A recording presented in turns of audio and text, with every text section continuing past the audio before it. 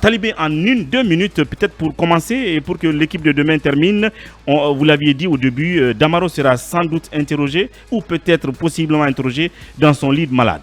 Oui, dans son lit de malade. En tout cas, hier, son avocat a demandé une liberté, en tout cas conditionnelle pour lui, ce qui a été rejeté par le juge audiencier, qui, constatant l'absence de Damaro, alors que Michel Kamano, Zenab Kamara, Zenabaya, Zéfarel et Kim étaient présents. Donc le juge audiencier a annoncé que Damaro sera entendu, bien évidemment, en son lieu de détention. Son lieu de détention, en tout cas, jusqu'à hier, Damaro était encore à l'hôpital.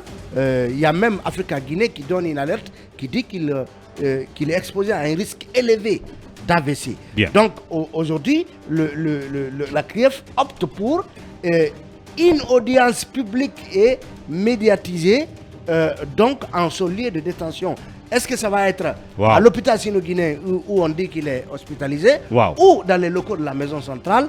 C'est pourquoi on pose la question, quelle urgence y a-t-il justement à aller le soumettre à un tel exercice en public, audience publique médiatisée depuis son lit de malade?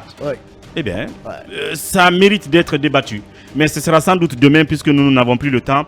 Mais nous fermons aussi par cette interrogation puisque nous avons entendu parler du stade de Zérékoré dont les murs ont tout simplement cédé. La question c'est de savoir qu'en est-il de ce projet pourtant qui est inclus dans le paquet global des infrastructures dans le cadre de la CAN, même si on n'en a pas eu mais qui devait continuer. Quelle est l'entreprise qui est chargée de ce stade de Zérékoré? Ça sera la semaine prochaine sans doute. Merci à toute l'équipe ici en studio et puis derrière la baie vitrée, Tidiane Kamara et Ibrahim Silla assistés de leur équipe, bien entendu. Les dames à lundi, mais en attendant demain vous aurez l'équipe du samedi. Portez-vous bien et au revoir.